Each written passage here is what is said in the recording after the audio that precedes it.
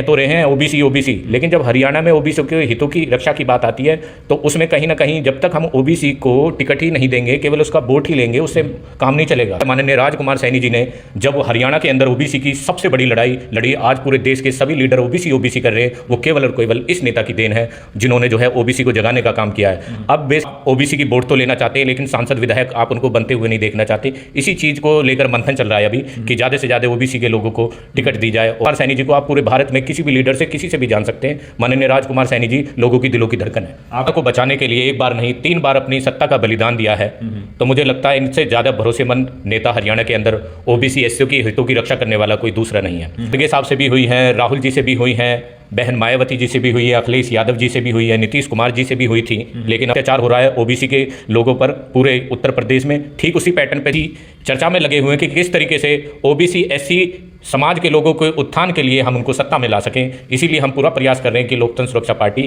खासतौर से हरियाणा में, जो आज तक दलित और पिछड़े जो भारी बहुमत में यहाँ इनका मतदान है, लेकिन आज तक हरियाणा के अंदर ना ही कभी एससी का कोई मुख्यमंत्री बन पाया है और ना ही कोई ओबीसी का मुख्यमंत्री बन पाया है। नमस्कार, मैं हूं विपिन सिंह और आप देख रहे हैं क्लाउड न्यूज नेटवर्क। मैं हूं इस समय कुरुक्षेत्र में लोकतंत्र सुरक्षा पार्टी के कार्यालय में। लोकतंत्र सुरक्षा पार्टी कार्यालय में हम बात करेंगे जो कार्यालय प्रभारी हैं एलएसपी के, उनसे बात करेंगे राकेश सैनी से कि 2024 के लोकसभा चुनाव को लेकर लोकतंत्र सुरक्षा पार्टी क्या तैयारी है। क्योंकि ये राजकुमार सैनी के साथ रहते हैं, कार्यालय में रहते हैं, पूरा कार्यालय काम देखते हैं। इनसे जानेंगे कि लोकतंत्र सुरक्षा पार्टी की 2024 को लेकर क्या तैयारी है, किसी तरह अलायंस करेंगे, चुनाव में कैसे जाएंगे, क्या कुछ इनकी योजनाएं, इन सब चीज़ों को लेकर हम बात करेंगे। तो राकेश जी, पहले तो आपका बहुत बहुत स्वागत है। धन्यवाद, आपके दर्शकों का बहुत बहुत धन्यवाद जो आप जनता के हितों की रक्षा के लिए जो आप ज़मीन पे जाकर लोगों की आवाज़ उठाते हैं। तो सबसे पहले तो मैं आपको धन्यवाद करता हूँ। 2024 का लोकसभा चुनाव बस आ ही गया है, समझो सभी पार्टियां तैयारी कर दी हैं और सब लोग चुनाव की तैयारी जुट गए हैं। लोकतंत्र सुरक्षा पार्टी की 2000 चुनाव को लेकर क्या तैयारी, किसी के साथ अलायंस होगा या अकेले चुनाव लड़ेंगे, क्या कुछ तैयारी? लोकतंत्र सुरक्षा पार्टी के राष्ट्रीय अध्यक्ष पूर्व सांसद माननीय राजकुमार सैनी जी, जिन्होंने हरियाणा को बचाने के लिए एक बार नहीं 3 बार अपनी सत्ता का बलिदान दिया है, तो मुझे लगता है इनसे ज़्यादा भरोसेमंद नेता हरियाणा के अंदर ओबीसी एससी की हितों की रक्षा करने वाला कोई दूसरा नहीं है। 2024 में ये जो लोकसभा चुनाव आने जा रहा है, जो देश के प्रधानमंत्री के लिए ये चुनाव होने जा रहा है, इसमें माननीय राजकुमार सैनी जी सभी दलों के साथ हमारी बैठक भी हुई है। खड़गे साहब से भी हुई है, राहुल जी से भी हुई हैं, बहन मायावती जी से भी हुई है, अखिलेश यादव जी से भी हुई है, नीतीश कुमार जी से भी हुई थी। लेकिन अब वो अलायंस को छोड़कर जो है वो बीजेपी के पाले में चले गए, इसलिए उनको भी हमने उनसे बात करना बंद कर दिया है। और फिलहाल हम सब लोग जो है इसी चर्चा में लगे हुए हैं कि किस तरीके से ओबीसी एससी समाज के लोगों के उत्थान के लिए हम उनको सत्ता में ला सकें। इसीलिए हम पूरा प्रयास कर रहे हैं कि लोकतंत्र सुरक्षा पार्टी खास तौर से हरियाणा में, जो आज तक दलित और पिछड़े जो भारी बहुमत में यहाँ इनका मतदान है, लेकिन आज तक हरियाणा के अंदर ना ही कभी एससी का कोई मुख्यमंत्री बन पाया है और ना ही कोई ओबीसी का मुख्यमंत्री बन पाया है।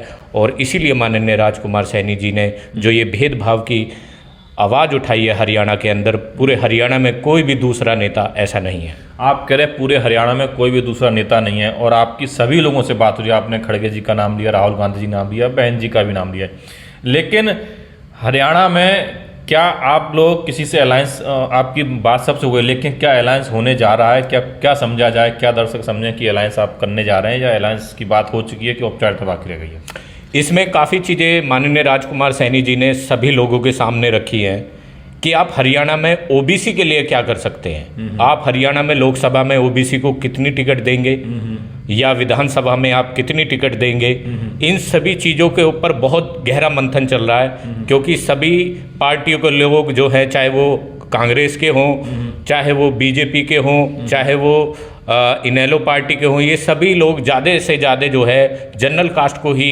टिकट देने की बात कर रहे हैं, जिसका जो है राजकुमार सैनी जी विरोध कर रहे हैं। क्योंकि आप ओबीसी की वोट तो लेना चाहते हैं, लेकिन सांसद विधायक आप उनको बनते हुए नहीं देखना चाहते। इसी चीज़ को लेकर मंथन चल रहा है अभी कि ज़्यादा से ज़्यादा ओबीसी के लोगों को टिकट दी जाए और बैकवर्ड को संविधान के तहत और एससी समाज को संविधान के तहत पूरे हरियाणा में टिकट दी जाए। जैसे कि आप ओबीसी की बात कर रहे हैं, ओबीसी से भारतीय जनता पार्टी ने नायाब सैनी जी जो कुरुक्षेत्र से ही सांसद हैं और बीजेपी ने उनको प्रदेश अध्यक्ष बनाया है और उन पर जिम्मेदारी है कि ज़्यादा से ज़्यादा ओबीसी के लोग जुड़ रहे हैं और जो जोड़ भी रहे हैं। तो आप ओबीसी बीजेपी दे रही ना भागीदारी, ओबीसी के लोगों को बना रही है ना, प्रदेश अध्यक्ष बना दिया। आप देख रहे हैं उत्तर प्रदेश में अभी केशव प्रसाद मौर्य जी और बिहार में अभी सम्राट चौधरी डिप्टी सीएम बनाया, मिल तो रही है ना। और कहाँ कैसे चाहते हैं आप हिस्सेदारी? आपने देखा होगा जब भी ओबीसी की वोट लेनी होती है, आपने उत्तर प्रदेश में देखा होगा केशव प्रसाद मौर्य जी को प्रदेश अध्यक्ष नियुक्त करके पूरे उत्तर प्रदेश की ओबीसी की वोट लेने के बाद उन्होंने जो है जनरल कास्ट के व्यक्ति को मुख्यमंत्री बनाया और ओबीसी को सिर्फ उनको वोटर बना के छोड़ दिया। जबकि अगर केशव प्रसाद मौर्य जी मुख्यमंत्री बनते तो हो सकता है उत्तर प्रदेश के अंदर ओबीसी के लोग जो है अपने उत्थान के लिए कार्य कर पाते, अपने समाज को उठाने के लिए काम कर पाते, लेकिन ऐसा बिल्कुल नहीं है। रोज शोषण अत्याचार हो रहा है ओबीसी के लोगों पर पूरे उत्तर प्रदेश में। ठीक उसी पैटर्न पे जो है माननीय राजकुमार सैनी जी ने जब वो हरियाणा के अंदर ओबीसी की सबसे बड़ी लड़ाई लड़ी, आज पूरे देश के सभी लीडर ओबीसी कर रहे हैं, वो केवल और केवल इस नेता की देन है जिन्होंने जो है ओबीसी को जगाने का काम किया है। अब बेशक इन्होंने नायाब सैनी जी को प्रदेश अध्यक्ष बना दिया हो, लेकिन वो ओबीसी के लोगों को ना ही लोकसभा टिकट दिला पाएंगे और ना ही विधानसभा टिकट दिला पाएंगे। बस वो अपनी जेब भरने का काम तो कर सकते हैं, लेकिन समाज को उठाने का काम नहीं कर सकते हैं। इसीलिए जो है माननीय राजकुमार सैनी जी की काट के लिए खट्टर साहब ने अपने जूनियर साथी नायाब सैनी जी को जो है उन्होंने प्रदेश अध्यक्ष बनाया कि हो सकता है कि राजकुमार सैनी जी की आवाज़ को शायद दबाया जा सके। लेकिन मैं उनको बता देना चाहता हूँ, नायाब सैनी जी को हरियाणा के लोग जानते होंगे, लेकिन हमारे यूपी दिल्ली इधर कोई नहीं जानता। आप किसी से भी पूछ सकते हैं, लेकिन माननीय राजकुमार सैनी जी को आप पूरे भारत में किसी भी लीडर से किसी से भी जान सकते हैं। माननीय राजकुमार सैनी जी लोगों की दिलों की धड़कन है। आप कहें लोग दिलों की धड़कन, लेकिन क्या जो ओबीसी वर्ग है और ख़ासकर मैं सैनी समाज की अगर बात करूँ तो वो नायाब सैनी जी की तरफ जाएगा या फिर वो हरियाणा के सैनी समाज की आप बात कर रहे हो? ओबीसी समाज का एक महत्वपूर्ण अंग है सैनी समाज। मेरा इनको निर्देश है, संदेश है कि माननीय नायाब सैनी जी के कहने पर आप अपनी वोटों का ट्रांसफ़र करके आप सिर्फ खट्टर साहब को मुख्यमंत्री बना सकते हैं, लेकिन आप जो है किसी ओबीसी को मुख्यमंत्री नहीं बना सकते। लेकिन आप राजकुमार सैनी जी के कहने पर मैं इनको एक संदेश और देना चाहता हूँ। साथियों, हरियाणा की जो जीडीपी है वो लगभग 3 लाख करोड़ रुपए है। हरियाणा की जीडीपी लगभग 3 लाख करोड़ रुपए की है और लगभग 2.5 करोड़ लोग हरियाणा में मतदाता रहते हैं।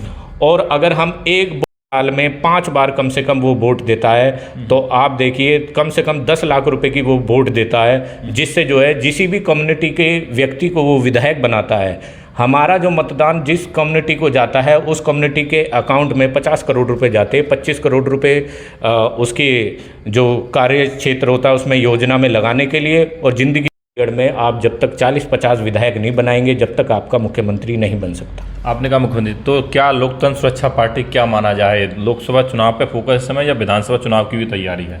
हमारी 10 के 10 लोकसभा प्रभारी नियुक्त किए जाएंगे। 2-3 दिन के अंदर ये हमारी पूरी घोषणा भी की जाएगी और हम 10 के 10 लोकसभा पे हमारे साथ और भी अलाइंस है, हमारे पार्टनर्स हैं और हमारी ख़ास तौर से बहन जी से ज़्यादा नज़दीकियाँ चल रही हैं। और हमारी कुछ जैसे वामन मेश्राम जी हैं और भी हमारे कुछ लोग हैं जिसके बारे में चंडीगढ़ में प्रेस कॉन्फ्रेंस करके इस चीज़ का खुलासा भी किया जाएगा। हालांकि राहुल जी कह तो रहे हैं ओबीसी, लेकिन जब हरियाणा में ओबीसी के हितों की रक्षा की बात आती है तो उसमें कहीं ना कहीं जब तक हम ओबीसी को टिकट ही नहीं देंगे, केवल उसका वोट ही लेंगे, उससे काम नहीं चलेगा।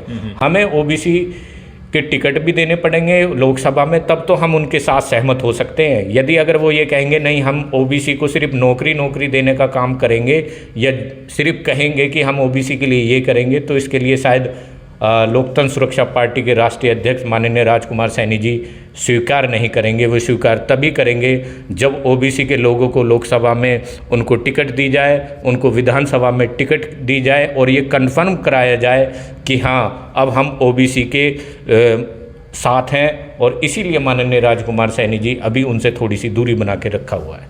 तो ये थे हमारे साथ राकेश जी। इन्होंने बताया जो लोकतंत्र सुरक्षा पार्टी कार्यालय प्रभारी हैं, पूरा कार्यालय काम देखते हैं। इन्होंने कहा कि इनकी सभी लोगों से बात चल रही है और खासकर इनकी जो ज़्यादातर नज़दीकियाँ हैं वो बहन कुमारी मायावती जी की तरफ हैं। और 2024 के लोकसभा चुनाव में हो सकता है कि एक बार फिर से इनका गठबंधन बहन कुमारी मायावती बीएसपी साथ हो जाए। अब देखना यह है क्या गठबंधन हो पाता है, किससे गठबंधन होगा, किसके साथ चुनाव करेंगे। तब तक के लिए आप भी इंतजार कीजिए, हम भी इंतजार करते हैं। नमस्कार। लेटेस्ट अपडेट पाने के लिए हमारे चैनल क्लाउड न्यूज़ को अभी लाइक करें, सब्सक्राइब करें और बेल आइकन दबाना बिल्कुल ना भूलें।